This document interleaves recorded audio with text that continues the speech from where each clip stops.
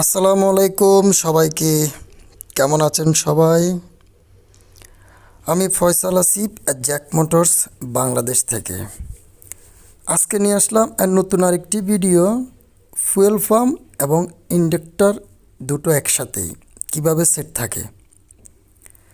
এটা হলো fuel pump.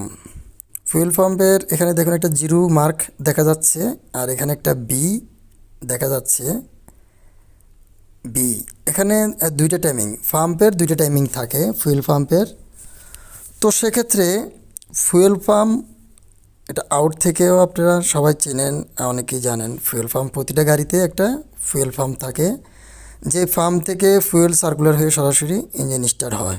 এটা হলো ওভারফ্লুড সেন্সর। এটা ওভারফ্লুডের সেন্সর। এটা হলো আপনার চারটা ইন্ডাক্টর হাই প্রেশার পাম্পের সকেট। এখানে চারটা হাই প্রেশার পাম্পের পাইপটা লাগানো থাকে। আর এটা হলো মেন ফুয়েলের সেন্সরটা, যেটা ইঞ্জিন সুইচ দিলে অন হয়, ইঞ্জিন সুইচ অফ করলে সরাসরি অয়েল অফ হয়ে যায়।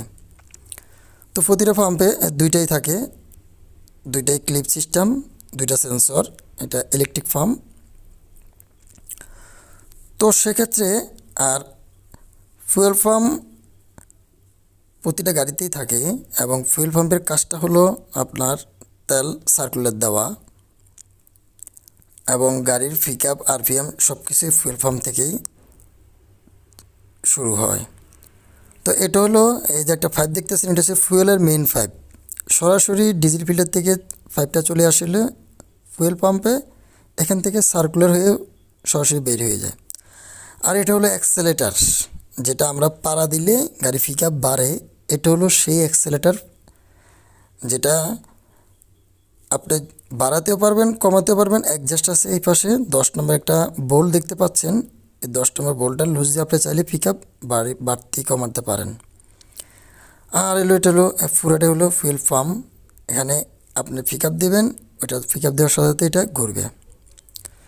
আর এই পাশে হলো একটা ওভারফ্লো পাইপ।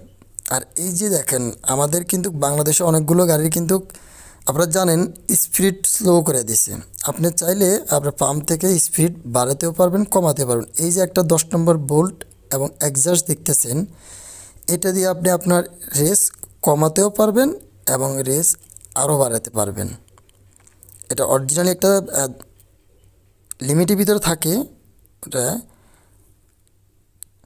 তো এক্ষেত্রে আমাদের বাংলাদেশে এই ধরনের একটা ঘটনা ঘটছিল গত 2 বছর আগে, যে সব গাড়িগুলোর 60 স্পিডে বেঁধে দেওয়া হয়েছে। সেটা হলো এই জায়গা থেকে। এখানে যে 10 নম্বর বোল্টটা দেখতেছেন, এটা সরাসরি আপনি লুজ দেওয়া, যদি আরও বড় করতে চান, পিকআপ বাড়াতে চান করতে পারবেন, যদি চান যে আরও কমাইতে সেটাও সম্ভব। এই অ্যাক্সেলারেটর ফেডেলটা সরাসরি যায় ওখানে ঠেকে যাবে। এখন আপনি যদি স্টিকটা একটু বাইরের দিকে লম্বা করে দেন, তাহলে কি হবে, পিকআপটা কম হবে।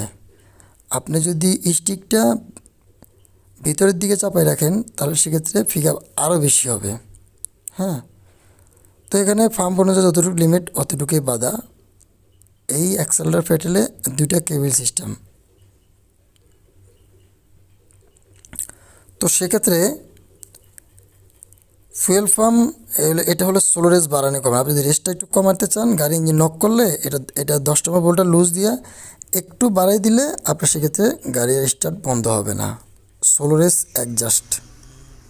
তো সেক্ষেত্রে ফুয়েল পাম্পের সাথে লাগে হলো 4টা হাই প্রেশার পাইপ। এটা হলো হাই প্রেশার পাইপ, যেটাকে আমরা সাধারণভাবে নজেল পাইপ বলে থাকি। এটা হলো হাই প্রেশার পাইপ।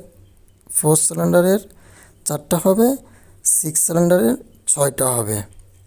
এটা হলো এই হাই প্রেশার পাইপটা, এই যে দেখেন ফুয়েল পাম্পের সাথে সেট আপ হচ্ছে। এখন ফুয়েল পাম্পের থেকে এটা সরাসরি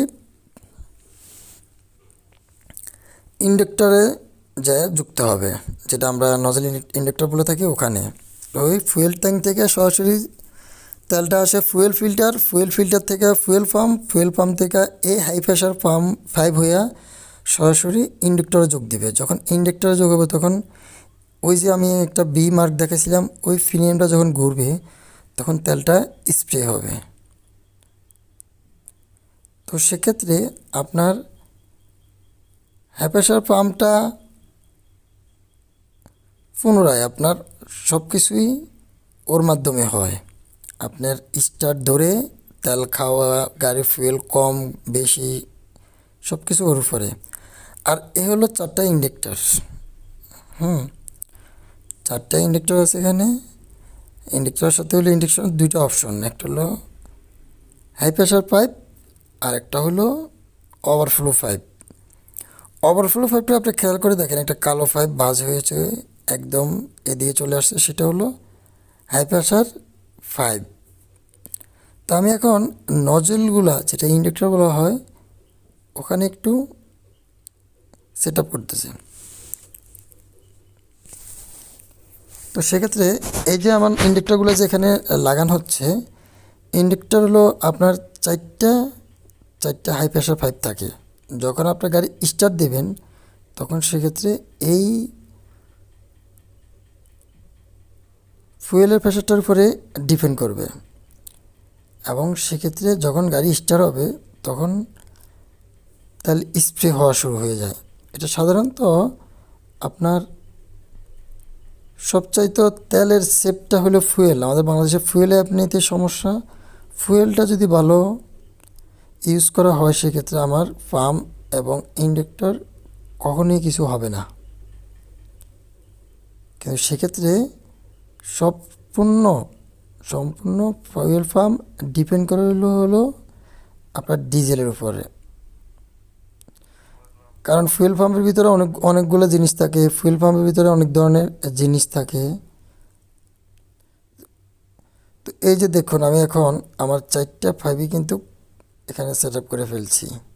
সেটা হলো আপনার যখন গাড়িটা আপনি স্টার্ট দেওয়া হবে তখন সেক্ষেত্রে এই ফুয়েল পাম্প থেকে ইন্ডাক্টরগুলা ফুয়েল স্প্রে করা শুরু করে। যখন ফুয়েল স্প্রে করা শুরু করে তখন সেক্ষেত্রে আপনার গাড়িটা স্টার্ট হয়। কারণ এই যে এখন আমি যেভাবে ঠিক আমার নজলটা সেট আপ করলাম, ঠিক এভাবে কিন্তু সেট আপ থাকবে।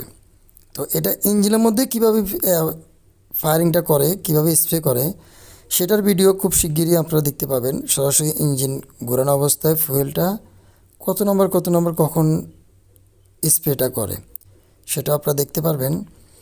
তো এটা হলো আপনার ফুয়েল পাম্প এবং ইন্ডাক্টর এবং হাই প্রেশার পাম্প সেট।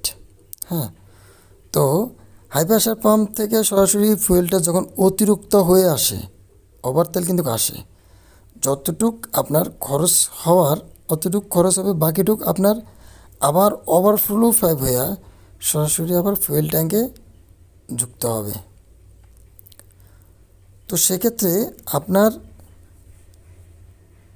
যখন ফিনিয়ামটা ঘুরবে, যখন ফুয়েল পাম্পের সামনে যে ফিনিয়ামটা যখন ওটা ঘুরবে তখন সেক্ষেত্রে ফায়ারিং অনুযায়ী তেলটা স্প্রে করা হয়। এই যে দেখছেন পাইপ, এটা হলো হাই প্রেশার পাম্পের ফুয়েলের পাইপ।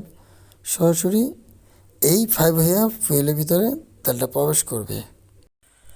সেই ক্ষেত্রে ফুল তেল যেগুলো স্প্রে হয়ে শেষ হয়ে যাওয়ার সেগুলো শেষ হয়ে যাবে, আর ওভার তেলগুলো সরাসরি আমার ওভারফ্লো লাইন হয়ে আবার ফুয়েল পাম্পে আসবে। ফুয়েল পাম্প থেকে সরাসরি এটা চলে যাবে হলো ফুয়েল ট্যাঙ্কে। তো এই হলো ফুয়েল পাম্প এবং ইন্ডাক্টর, এবং এই হলো ফুয়েল পাম্পের কাজ। আরও অনেকগুলো কাজ আছে যেটা অল্প ছোট্ট ভিডিওতে সব কিছু আসলে শেয়ার করা সম্ভব হয় না। কিন্তু তেল স্প্রে করে কীভাবে সেটার ভিডিও নেক্সট আসবে ইনশাল্লাহ। যে ফুয়েল পাম্প ঘোরার সময় ইন্ডাক্টরে ফুয়েল কীভাবে সাপ্লাই দেয়, এবং এটা তো একসাথে সবগুলো দেয় না, একটার পর একটা, এটা 1 3 2 2 4 এভাবে এপার ওপার হয়ে এগুলো স্প্রে করা হয়, স্প্রেটা করে। তো সেক্ষেত্রে ফুয়েল পাম্প কিন্তু এখানে আরও অনেকগুলো কারণ আছে ফুয়েল পাম্পে। তা ফুয়েল পাম্পের আপনার ডিউটি এবং ফুয়েল পাম্পে কেন সমস্যা হয়, আবার ইন্ডিকেটরগুলো কেন সমস্যা হয়। যেমন এই ইন্ডিকেটরগুলো কিন্তু এখনও নিউ, এই ইন্ডিকেটরগুলো এখনও নিউ, এত বেশি একটা ময়লা হয় নাই, কিন্তু এটাতে তেল স্প্রে দিতে একসময় এটা অনেক ময়লা জমে যায়। যেহেতু আমাদের ময়লা তেল ইউজ করার কারণে অনেকগুলো ময়লা তেল জমে যায়, যার জন্য দেখা যাচ্ছে অনেক সময় স্প্রে করতে এটা অনেক সমস্যা হয়, এবং পিস্টনের চান্দিতে অনেক কার্বন জমে যায় এই ময়লা তেলের জন্য, এবং দেখা গেছে আস্তে আস্তে লাইনার ক্ষয় হয়ে যায় এই ময়লার জন্য। আর সেন্সরের কাজটা হলো, আপনি যখন ইঞ্জিন সুইচটা দিবেন সেক্ষেত্রে ফুয়েল সেন্সরটা সাথে সাথে অন হয়ে যাবে। ফুয়েল সেন্সরটা যখন অন হবে সেক্ষেত্রে আপনার ফুয়েলটা ক্লিয়ার হয়ে যাবে, ফুয়েলটা চলাচল করতে পারবে। যখন ইঞ্জিন সুইচটা আপনার অফ থাকবে সেক্ষেত্রে এখানে ফুয়েল পাম্পের তেলটা স্টপ থেকে যায়, তেলটা আর চলাচল করে না। এটা হলো ইলেকট্রিক পাম্প। আর সেক্ষেত্রে এটা দুইটাই আপনার সুইচ থাকে, সেন্সর থাকে, একটা ওভারফ্লো সেন্সর, একটা হলো ফুয়েল সেন্সর। দুইটাই ফুয়েল পাম্পের সেন্সর, দুইটাই সেন্সর এখানে যুক্ত থাকে। আর এই যে দেখছেন 4টা ইন্ডাক্টর সরাসরি এটা। তো এই ইন্ডাক্টরগুলো কিন্তু আপনার সব ডিপেন্ড করে হলো ফুয়েল পাম্পে। সে ফুয়েল পাম্প দেয় তেল সরাসরি, আর এই ইন্ডাক্টর এখানে মাঝে ছোটো ছোটো অনেক ছিদ্র আছে, ওই ছিদ্রগুলো থেকে তেলটা স্প্রে হয়।